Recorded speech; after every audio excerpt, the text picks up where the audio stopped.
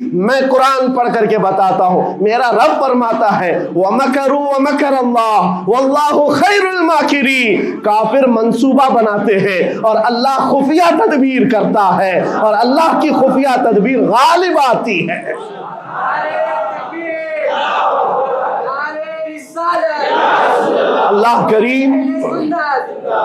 اللہ کریم جب خفیہ تدبیر فرماتا ہے سارے سسٹم فیل ہو جاتے ہیں، دنیا کی طاقتیں ہیچ ہو جاتی ہیں۔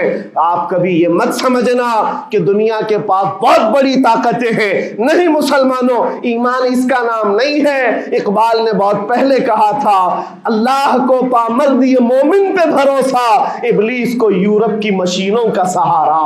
ان کے پاس یورپ کی مشینوں کا سہارا ہے، لیکن مسلمان کو اپنے رب کی طاقت پر بھروسہ ہے۔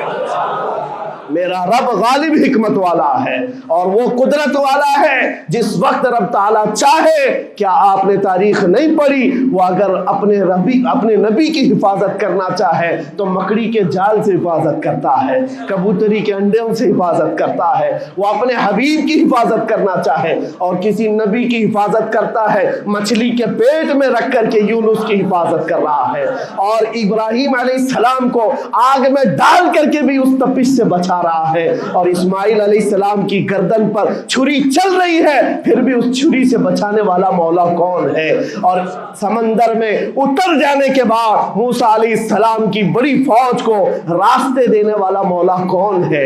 آپ جانتے ہیں، ابراہیم علیہ السلام کو آگ سے بچانے والا، یونس علیہ السلام کو مچھلی کے پیٹ میں زندہ رکھنے والا، موسیٰ علیہ السلام کو سمندروں میں راستہ دینے والا وہی خدا ہے جو اپنے حبیب کو کفار مکہ کے ہر ظلم سے بچانے والا، ان کے رات کے منصوبوں کو خاک میں ملانے والا، میرے حبیب کو ان کافروں کے سامنے سے ایسے گزارنے والا کہ وہ کافروں کی آنکھیں ہمیشہ کے لیے اندھی ہو کر رہ جائیں۔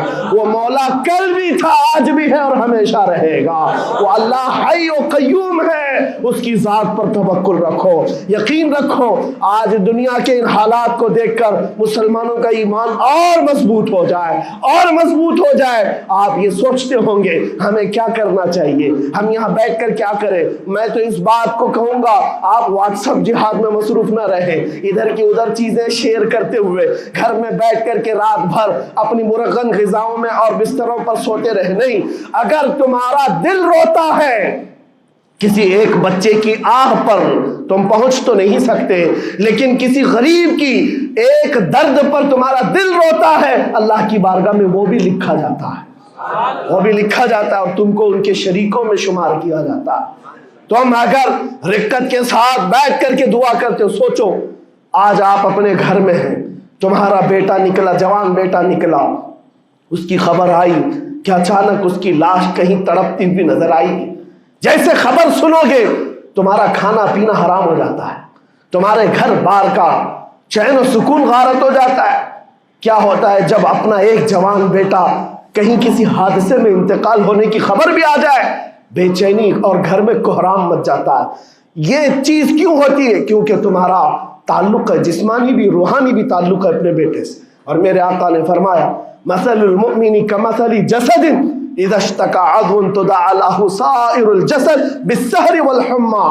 میرے آقا فرماتے ہیں پورے مومن جتنے بھی دنیا میں ہیں، سارے مومنین ایک جسم کی طرح، میرے آقا فرماتے ہیں ایک جسم کی طرح ہیں، اگر ایک عضو کو تکلیف ہو تو پورے جسم میں بخار آ جاتا ہے، ایک عضو کو تکلیف ہو تو پورے جسم میں بخار آتا ہے۔ آج تمہاری کیفیت یہ ہونی چاہیے، جس وقت ان حالات کو دیکھو تمہارا دل روئے، تمہاری بے قراری بڑھ جائے، تمہاری بے چینی بڑھ جائے، اور بارگاہ رب العزت میں گڑ گڑاؤ کہ مولا اگر ہمارے برے اعمال کی وجہ سے، ہمارے گناہوں کی وجہ سے ہمارے بھائیوں پر اگر یہ آفت آئی ہے تو میں توبہ کرتا ہوں، میں باز آتا ہوں مولا، میں اپنی حرکتوں سے توبہ کرتا ہوں۔ آج تمہیں پتہ ہے یہ آج کا حادثہ نہیں، اس دنیا کو میں جتنا کوسوں کم ہے جو دغلی پالیسی رکھتے ہیں، جو ڈبل سٹینڈ رکھتے ہیں، ان کو جتنا بولوں کم ہے، میں ڈرتا نہیں ہوں اس بات پر، لیکن آج دل بھرا ہوا ہے ان مظلوموں کی آواز کو سن سن کر کے، جن کے گھروں پر رات بھر بمباری ہوتی ہے، جن کے شہر کا پورا بادل پٹاخوں سے نہیں میزائلوں سے روشن دکھتا ہے۔ میرے عزیزوں، کیسی راتیں وہ گزارتے ہیں۔ ماں رات کو اپنے بچے کو گلے سے لگا کر سوتی ہے، اس کو یقین نہیں ہوتا صبح تک میرا لال میرے ساتھ رہے گا۔ انہیں پتہ بھی نہیں ان کے دروازوں پر موت دستک دے رہی ہے۔ 5000 سے زیادہ راکٹ داغ کر کے ابھی بھی ختم نہیں کیا گیا، اور ظلم اتنا ہونے کے بعد حیرت ہوتی ہے اس دگلی دنیا پر۔ میڈیا میں بار بار یہ کہا جاتا ہے ان آتنکیوں کا خاتمہ کیا جا رہا ہے، آتنکوادیوں کو نیست و نابود کیا جا رہا ہے، جن کی زمین پر 70 سال سے قبضہ کر کے بیٹھا ہے۔ دنیا اس پر کچھ نہیں بولنا چاہتی۔ آپ کو پتا ہے ہسٹری جنہوں نے پڑھا نہیں وہ آج بھوک رہے ہیں، جن کو تاریخ معلوم نہیں ہے وہ ٹپنی دینے کی کوشش کر رہے ہیں۔ ان کو اپنے باپ داداؤں کی تاریخ نہیں معلوم، یہ فلسطین کی تاریخ پر چل پڑے۔ پتہ ہے 1917 میں صرف 4000 یہودیوں کو رہنے کی اجازت دی گئی تھی، جب یہ پوری دنیا سے مارے مارے گھوم رہے تھے۔ ان کے لاکھوں یہودیوں کو مار کر ختم کیا گیا تھا۔ اس وقت فلسطین میں 4000 یہودیوں کو پناہ دی گئی تھی، اور یہ 4000 سے بڑھتے بڑھتے بڑھتے پوری دنیا سے ہجرت کر کے آتے رہے۔ 1948 میں انہوں نے اپنے ملک کا اعلان کر دیا۔ دنیا کو یہ نہیں پتا ہے، آج سب پتا ہے۔ نقشہ دیکھ دیکھ کر کے سب شیئر کر رہے ہیں۔ 1970 میں اتنا تھا اسرائیل، 40 میں اتنا ہو گیا، پھر 67 میں اتنا ہو گیا، سب شیئر کر رہے ہیں۔ تمہاری عقل ماری گئی ہے جب دیکھ رہے ہو کہ ایک ظالم آدمی کسی کے زمین پر قبضہ کرتا کرتا کرتا پورا بڑھ گیا۔ اب جو مظلوم تھے ان کی اپنی زمین بھی نہیں باقی، ان کی حکومت نہیں ہے، ان کی ایمبیسی نہیں ہے، ان کا کچھ نہیں، ایک شہر لے کر بیٹھے ہیں، وہ بھی ہضم نہیں ہو رہا۔ اور میں یہ باتیں کھل کر اس لیے کر رہا ہوں کہ میرے اپنے اوپینین ہی نہیں ہے، پوری دنیا کے اقوام متحدہ UN نے کہا ہے اسرائیل کو 1967 میں جو تمہارا اسرائیل تھا وہاں واپس چلے جاؤ۔ لیکن یہ دادا گیری ایسی ہے کہ وہ کسی کی نہیں مانتا، نہ UN کی، یہ سب چیزیں دنیا کو معلوم ہے، پھر بھی دنیا یہ کہتی ہے اسرائیل اپنے ڈیفنس میں کام کر رہا ہے، اپنے ڈیفنس میں کام کر رہا ہے۔ ایک کتے کی موت ہوتی ہے تو پوری دنیا بلبلاتی ہے، اور یہاں روزانہ ہزاروں فلسطینیوں کو قتل کر دیتے ہو۔ تم قتل بھی کرتے ہو تو چرچا نہیں ہوتا، ہم آہ بھی کرتے ہیں تو ہو جاتے ہیں بدنام۔ یہ حالات آج پیدا کیے گئے۔ میں آپ حضرات کو یہ بات کہنا چاہوں گا، یہ ایمان کے مضبوط کرنے کا وقت آ چکا ہے۔ میرے آقا کے فرمان پر یقین کرو، اللہ کی مدد آتی ہے اور آ کر رہے گی انشاءاللہ۔ اور یہ حالات آپ دیکھ رہے ہیں۔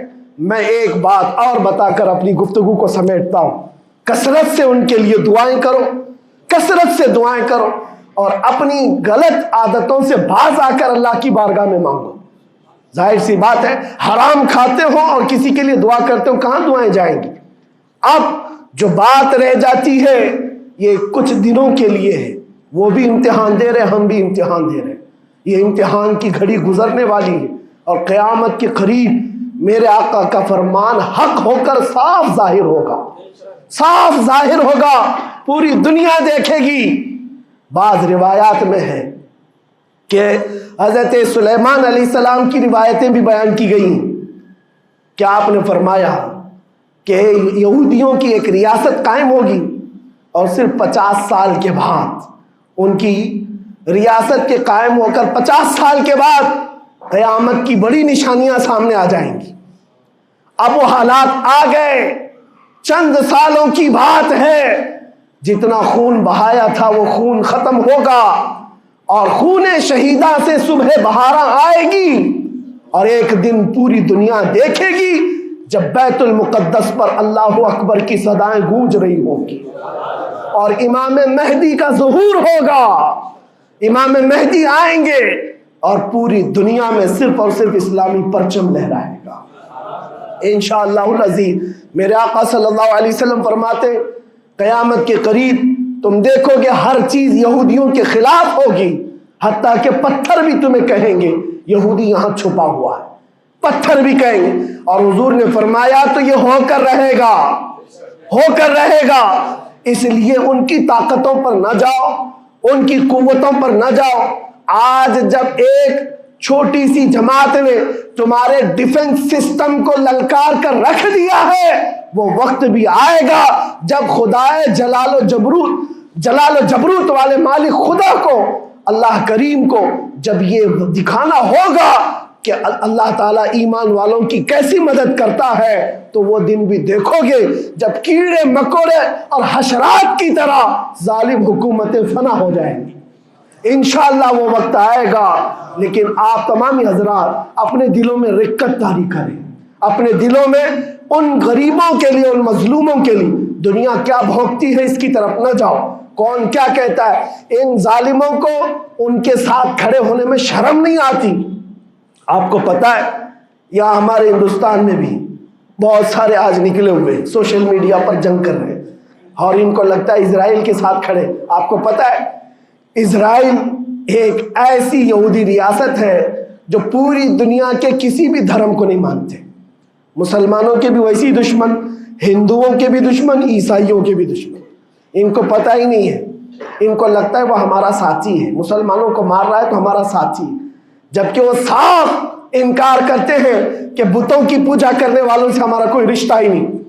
وہ یہودی ہیں، وہ پوری دنیا میں اپنے آپ کے متعلق یہ عقیدہ رکھتے ہیں کہ اللہ نے ہم کو ایک خاص مٹی سے بنایا اور سارے انسانوں کو کچرے سے بنایا، ساری دنیا کو کچرے سے اور جانوروں کے فضلے سے بنایا، اور ان کو ایک خاص جنت کی مٹی سے بنایا۔ اور قرآن میں یہ ذکر موجود ہے، اللہ فرماتا ہے وقالت اليہود نحن ابناء اللہ واحباؤہ، اے محبوب یہ یہودی کہتے ہیں ہم اللہ کے بیٹے ہیں اور اللہ کے محبوب ہیں۔ رب فرماتا ہے اے محبوب ان سے کہہ دے اگر تم اللہ کے بیٹے اور اللہ کے محبوب ہو تو مرنے کی تمنا کرو، کیونکہ اللہ سے مل جائے۔ لیکن اللہ فرماتا ہے وَلَن يَتَمَنَّوْهُ أَبَدًا، وہ موت کی ہرگز تمنا نہیں کرتے۔ یہودیوں کے ہاں جینے کی ہوس بہت ہے، اور قرآن کہتا ہے لَوْ يُعَمَّرُ أَلْفَ سَنَةٍ، اگر ان کو 1000 سال کی زندگی بھی دی جائے تب بھی وہ مرنا نہیں چاہتے۔ یہودی مرنا نہیں چاہتے۔ یہی تو بات ہے میرے عزیزوں، دنیا میں اور ہم میں فرق یہ ہے وہ کہتے تو ہیں ہم اللہ کے بیٹے اللہ کے محبوب، لیکن مرنا نہیں چاہتے۔ لیکن مسلمان کا بچہ جذبہ شہادت میں نظر آتا ہے، وہ ہمارے نزدیک موت کوئی حادثہ نہیں۔ ہمارے بزرگوں نے تو ہمیں یہ بتایا ہے کفن کندھے پر لے کر چلنا، موت آئے تو اوڑھ کر سو جانا، یہ نہ سوچنا کہ حادثہ ہوا ہے، بلکہ یہ سوچنا ادھر آنکھیں بند ہوئی ادھر زیارت مصطفیٰ ہو گئی، ادھر میرے رب سے ملاقات ہو گئی۔ مولا کریم کی بارگاہ میں دعا ہے جب تک زندہ رہے عزت اور ایمان کے ساتھ زندہ رکھے۔ مولا غریب فلسطینیوں پر تو رحم فرما، مظلوم فلسطینیوں کو آزاد فرما۔ اے کریم ارحم الراحمین، تو نے فرمایا جب بندہ مجھے مصیبت میں پکارتا ہے میں اس کی پکار کو سنتا ہوں۔ اے مولا آج فلسطینیوں سے زیادہ کون مظلوم ہے، ان سے زیادہ کون مصیبت میں ہے، اور تجھ سے زیادہ کون رحم کرنے والا ہے۔ اے مالک و مولا ان پر رحم کی بارشیں فرما، اے اللہ ان پر رحم کی بارشیں فرما، اور ظالم طاقتوں کو فنا فرما دے، ان کو نیست و نابود فرما، ان کو کیفر کردار تک پہنچا، اسلام و سنیت کا بول بالا فرما، کفر و شرک کا منہ کالا فرما۔ وصلی اللہ تعالی علی خیر خلقہ محمد وآلہ واصحابہ اجمعین برحمتک یا ارحم الراحمین۔